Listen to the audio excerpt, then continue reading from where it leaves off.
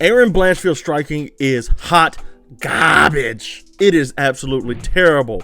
She came into this main event last weekend with all the hype in the world, ready to make a statement against Manon Fiorot, only to run on to ones and twos the entire night. I mean, these cards, if there's a single fight that really set the tone for what the UFC Apex airs like, it is Erin Blanchfield versus Manon Fiorot.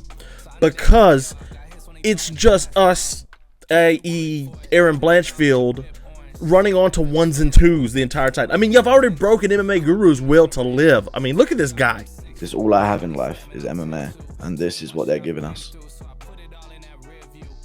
I don't have nothing else but MMA that makes me happy, and it hasn't made me happy in a year. But yes, Manon Fiorot, I'm from South Louisiana, I can't speak French, and Fiorot's what we're calling her.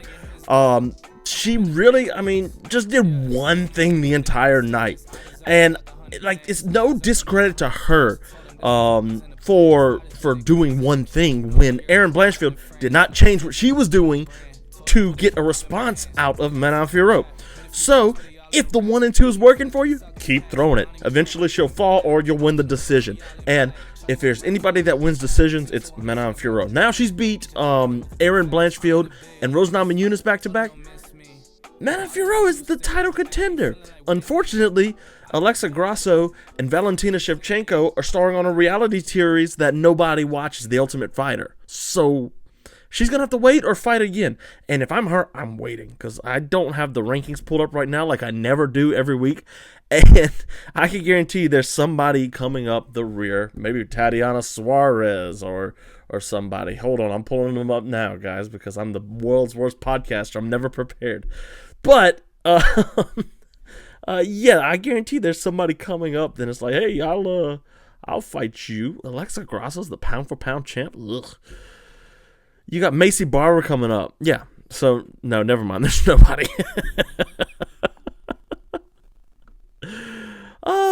Just when the guys at Heavy Hands was talking about this is an actual division. It's not. Yeah, Macy Barber's not fighting Manon Fiorot. She's going to fight Rose Namajunas or somebody. But, yeah, it's up to Erin Blanchfield to prove to Manon Fiorot that I can deal with the weapons you bring to the table. And those weapons are your jab, which is really a good jab. She had a decent sidekick, and it was a cross for the most part. Oh, yeah, and a lead hook where she would pivot out on to kind of lead her around the cage. That was it. That's all she had to do. And instead, what does Erin Blanchfield do? You know the definition of insanity, right? Is doing the same thing over and over, expecting different results. She did that. She's just going to run in, throwing wild, weird punches, and with no striking form whatsoever, no real threat to Manon Fiorot. Just a horrible performance, but, you know, I don't want to take away from what Fiorot did because that's how Erin Blanchfield always fights. So, when you're going into a fight like this, you have to be like, how am I going to deal with, if you're Manon Fiorot's team, you're like, how are we going to deal with what Erin Blanchfield brings to the table, which is a hectic pace that is trying to get into a clinch. How are we going to do that? Well, the first thing we're going to do is stick her with the jab and move out of the way because she's not squared up. She's looking for a clinch. She's not going to shoot a takedown. She's just going to look for the clinch and then trip you or push you to the fence and take you down. It's never just, oh, look, I'm going to take you down. Here's a double leg. Here's a single leg. It's none of that. It's never that with Erin Blanchfield. She's going to come in. Her chin's going to be high in the air. And we're going to go ahead and we're going to poke the chin and see what happens. Maybe she falls. Maybe I could finally get a finish in the UFC. Who knows? You know. That was Italian. I don't know why I did that. But yeah, it was just, you know, Manon Fiorot, she did what she was supposed to do. She deserves the title shot next. Now watch Valentina Shevchenko win like in a weird way, and they're like, oh no, we got to do Shevchenko Grasso 4 because that's what we did with no, they didn't actually do, because Brandon Moreno, I was gonna say it was Brandon Moreno and Davison Figueiredo, but that was only for Davison Figueiredo. Remember, Brandon Moreno fight Kai Kara France in the meantime in that. So yeah, I can see that happening actually. That's not bad. So yeah, I mean, Manon Fiorot deserves it. There's nobody really for her to fight. I mean, I'm looking at the rankings and there's nobody. Yeah, I get it. I get it. She deserves a title shot, but I don't know if timing's going to work out for her. And that's a lot of what it is. Every you know, I don't want to say title shots or anything, but like that's a lot of what fighting is in general. Just does the timing work out, you know? And turns out for her it did. So yeah, let's see. Okay, so I lied to you earlier. She has finishes in the UFC. She hasn't finished anybody since Tabitha Ricci in 2021. In, let's see, June of 2021. That was a standing TKO round 2.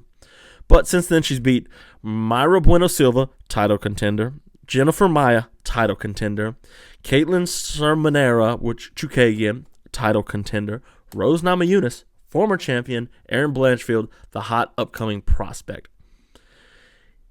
You can't deny her. You can't deny. She fought Leah McCourt. Oh, wow. I didn't know that. That's her first fight, and she lost that one, by the way. So, yeah, you can't deny her. Like, she deserves a title shot, and it's, like, time to stop beating around the bush.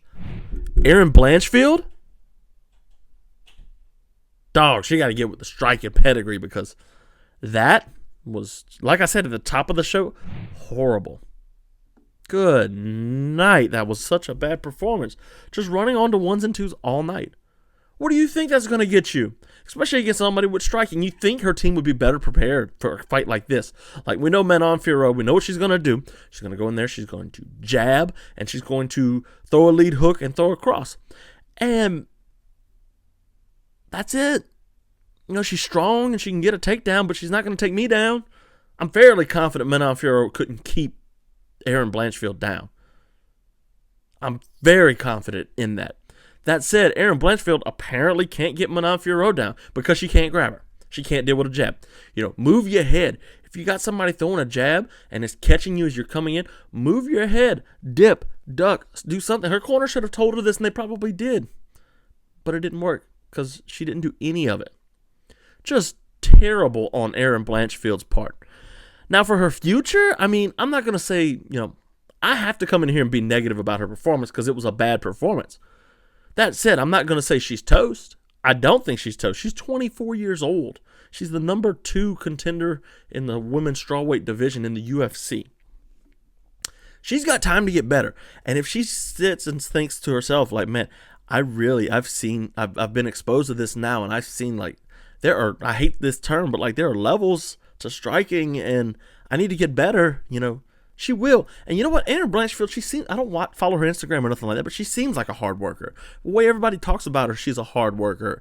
At 24 years old, I mean, she has 4 years of contending. Like, she can go fight Rose Namajunas next and have to deal with the same type of striking, but she'll have more size on her. You know, there are fights out there for her. She already beat Andrade and Chookagain. There's Amanda Ribas, Natalia Silva's on her way up. You know, there's fights for her. Ariane Lipsky, Casey O'Neill, I think they cut her actually. But yeah, there's a lot of people out there that, you know, she can fight and hone her skill. Amanda Ribas would be a good one because she has a long weapon with that side kick, or that spinning back kick, I should say, not the side kick. And she could learn to deal with that, not have to worry about getting, you know, sparked or anything. She's not going to rematch Andrade, or she might. She needs to fight somebody with fairly decent striking. Rose is, that's a decent fight, I guess. But I feel like Rose Namajunas would be the same as Manon Fiorot, except a little more slick on the feet and tougher to deal with. Rose Namajunas, as much as I was poo-pooing on her last week, she brings a lot more to the table still than Manon Fiorot did. And that's the thing, like, Manon Fiorot is just large for her division. I believe she used to fight at 135, if I'm not mistaken. So she's 34 years old. She's born in 90, same year as me. Wow. 5'7". So, yeah, she's big for the weight class, man. Real big. She fought Myra Bueno Silva and beat her.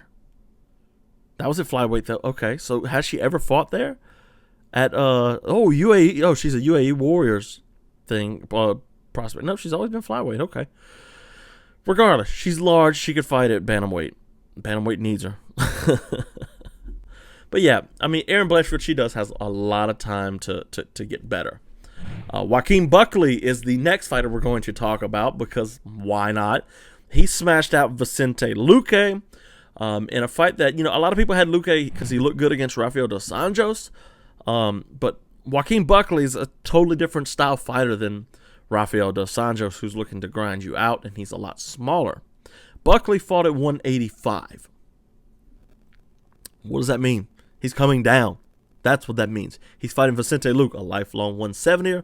So Luque is really kind of just having to deal with his size, and he can't impose his own will, and he honestly couldn't get anything going in the striking department. Aside from some early low kicks and stuff, Joaquin Buckley, he was never really in trouble. The only thing that was really bothering him was the low kicks. And once he started coming forward, like, Vicente Luque stopped throwing the low kicks. That was just go forward. Now, Joaquin Buckley, he's always the same when he fights. He's going to throw these beautiful combos, whether he's in range or out. He's never going to punch just once. 1, 2, 3. And they look good. But I said on, X, I said, he's like a cardio kickboxer. He's just practiced these combos, and he's going to default to throw. It's like you press one button, beep, and you run the whole script. And it's going to go jab, cross, uppercut, right hook. That's what he does. And, Joaquin Buckley showed some good things. He didn't really let Vicente Luque get going. He kind of just pushed him back without pushing him to the fence where he could, make something happen. And the one moment in round 2 where Vicente Luque really tried to, he tried to take him down, and he thought he had a body lock. I got the body lock. I'm going to take you down. And he pulls guard. And instead of... he didn't even actually pull guard. No, I forgot exactly what happened. But Joaquin Buckley just folded him over on a bad takedown shot. And from there it was just ground and pound out.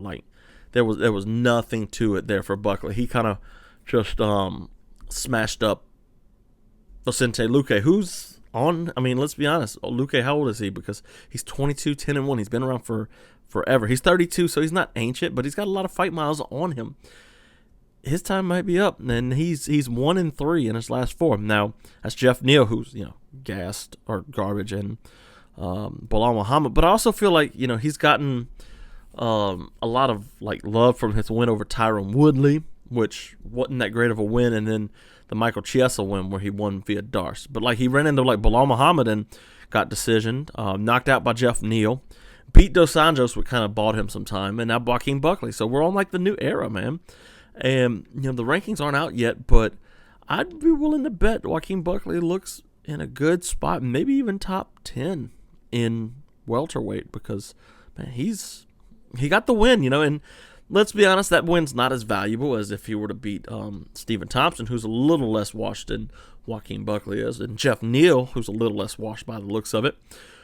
But yeah, we might get Joaquin Buckley versus Michael Page next, which is weird. It's very weird because they were almost booked to fight at one point. I forget when Buckley said it was, but he was talking to UFC about it or something like that, and he ended up not getting the Michael Page fight. Michael Page runs through him. There's ain't no question about that. MVP's going to run right through him. Vicente Luque, I really have no desire to see him fight anymore. It's he took that shellacking against Stephen Thompson, but the Mike Perry fight was great. Brian Barberina, he beat Jalen Turner. So he's got some good wins, but he's also got a win over Bilal too. Round 1 knockout. That was early in his UFC run. But I don't have any desire to see him fight anymore. He just didn't do anything out there. It was kind of weird. What is he doing? It's weird. Very odd.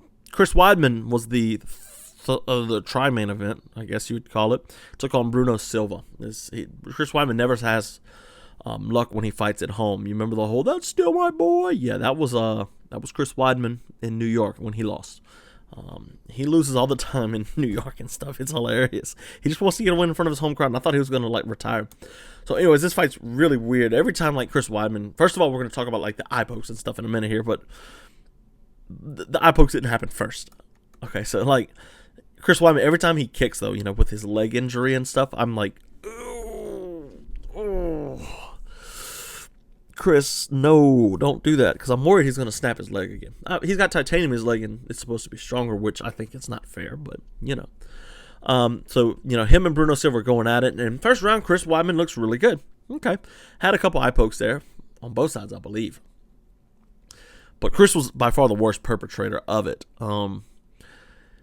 Yeah, so Bruno Silva kind of comes out in the second round. Bruno Silva, we did a deep dive on him with, not a deep dive, but we did look at a lot of what he did with switch hitting against Alex Pereira in our Alex Pereira thing. We'll talk about that at the end of the show. But yeah, Chris Weidman, he looked better, you know. He ate some shots, and I think like him taking all of that time off from the leg break really kind of helped his chin. Because if you remember, man, like Chris Weidman, after he beat Silva, he had some good wins over Machida and Vitor. But then like that Rockhold loss hurt him. Then he got knocked out by Yoel, and then Gegard knocked him out. He beat Kelvin Gastelum, which was really cool to see him get back. But then like knockout to Jacare, knockout to Dominic Cruz. So he come back. How long after that was it? About a year, a little less than a year. Beat Omari Akhmedov. I was like, man, it's good to see Chris Weidman win, because I used to love Chris Weidman. And then he fought Uriah Hall, and at 17 seconds, this is in 2021, 17 seconds, he breaks his leg. Was that in New York? That was the Masvidal Usman card. Where was that? 5-Star Veterans Arena. Where's that? I don't know where that's at. No, that wasn't in New York. That was somewhere.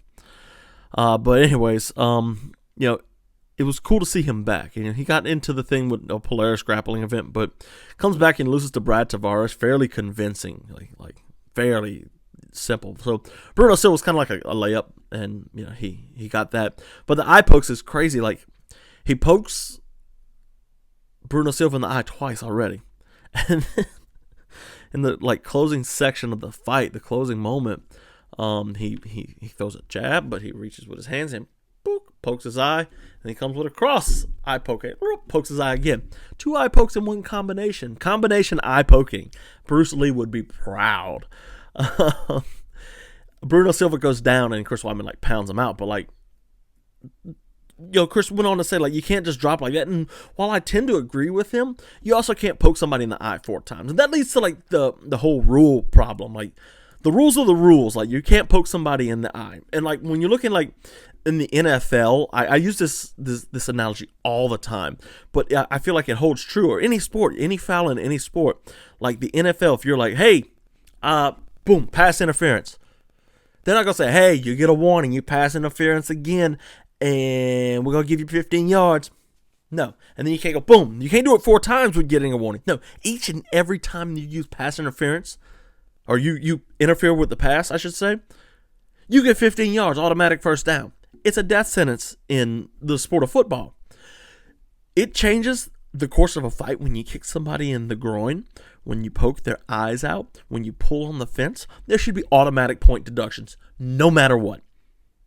No matter what, accidental or not. It changes how the fight goes. It doesn't matter how incrementally small it is. You don't see in the NFL, you don't see them like, oh, that was like a lesser pass interference, so we're going to let it go. No, a pass interference is a pass interference, and you're going to get 15 yards. There should be a point taken every single time a foul's committed. Now, if it's like intentional or not, it should be what caused you to get disqualified, maybe. I don't know. But like, it has to be called every single time. Like I'm advocating deduct a single point every single time somebody commits a foul.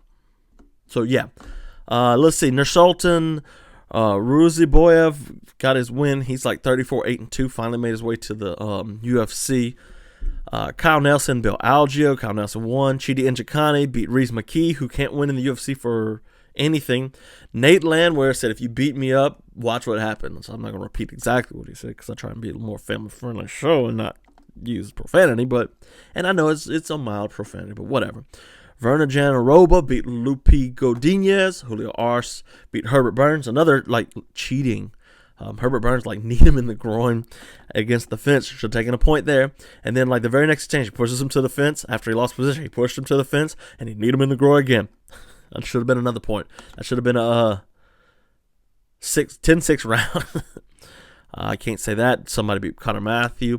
Aslan beat Turkalaj after, avenging his loss. Jacob Malkoon won, and then Cowlin Logren, the Irish guy who's like super annoying, won too. So yeah.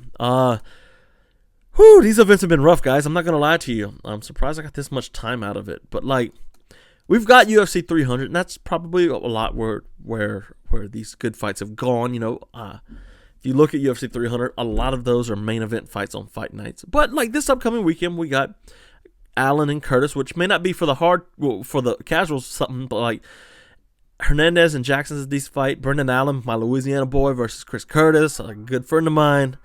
Morgan Charrier's back, the last Pirate. You got Ignacio Bahamondes is back. You got Norma Dumont and Jermaine Durandamy. I think Durandamy's finally back. When's the last time she fought? Yeah, in 2020, so a long time off for her.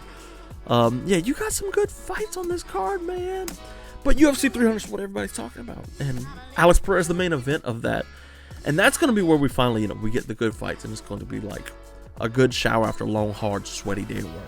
You got Alex Pereira versus Jamal Hill, Max Holloway versus Justin Gaethje, Jingwei Lee versus, I forget who she's fighting.